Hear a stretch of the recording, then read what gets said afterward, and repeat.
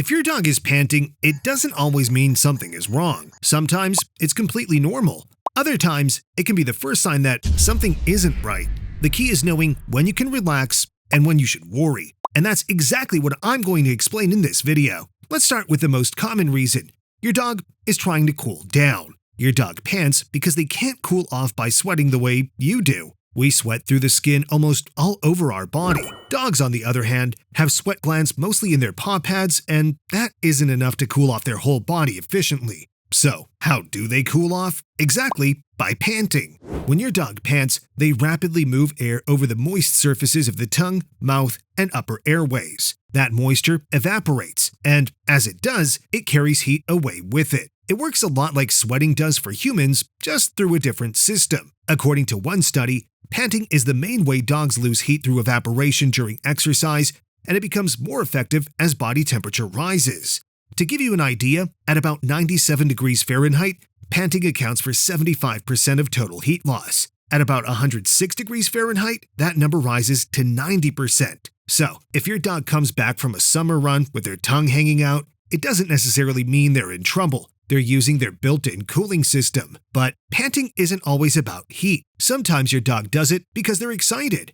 You've probably seen this plenty of times. You pick up the leash and the panting starts before you even get out the door. That kind of panting has nothing to do with temperature. It's an excitement response. Your dog's body is getting ready for something they really care about. In this case, your dog's body language will tell you everything's fine. You may see a loose tail, relaxed ears, and bright, happy eyes. But if you notice stiffness, a tucked or low tail, or your dog trying to get away while panting, then we're talking about something else. And that something else is stress panting, which is more common than many owners realize.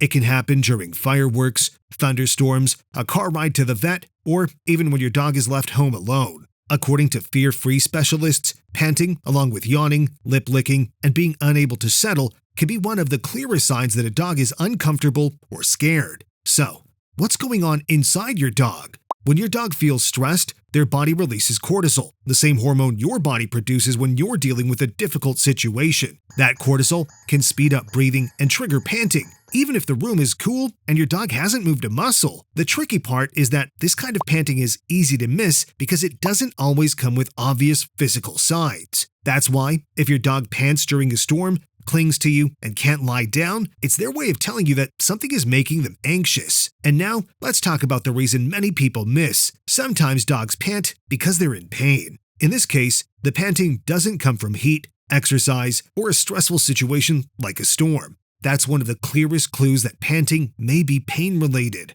Dogs are animals that instinctively hide discomfort. They don't complain the way we do, but the body can't hide everything, and panting is one of the signs that can slip through. That's why panting at rest with no obvious cause, especially if it gets worse at night, can be a sign that something hurts. It often comes with other changes, like avoiding touch, moving differently, or just seeming off. And if panting at rest keeps happening, there's one condition you should know about. Cushing's syndrome is a relatively common hormonal disorder in adult and senior dogs in which the adrenal glands produce too much cortisol for too long. One of the most noticeable signs is excessive panting, even at night, along with increased thirst, a bigger appetite, hair loss, and a swollen or rounded-looking belly. If you see that combination of signs in a dog over 7 or 8 years old, it's worth bringing it up with your veterinarian. And there's one group of dogs that deserves a special mention before we wrap up: flat-faced dogs. This is especially important if you have a bulldog, pug, boxer, Frenchie, or any other flat-faced dog. A study published in Scientific Reports concluded that brachycephalic breeds have a higher risk of heat-related illness precisely because their narrow airways make panting less effective. In other words, their built-in air conditioner doesn't work as efficiently as it does in other dogs. That doesn't mean they can't enjoy summer, but they do need more shade, more water, shorter activity, and cooler conditions. And now, let's get to the most important part: how to tell normal panting from panting that needs urgent attention. Normal panting makes sense. It matches the situation, like heat, exercise, or excitement, and it fades once the trigger is gone. But call your vet or go in right away if you notice any of the following, no matter what kind of dog you have. Your dog pants heavily at rest without heat or exercise beforehand. The panting starts at night and doesn't stop. It comes with coughing, gagging, retching, or clumsiness when moving.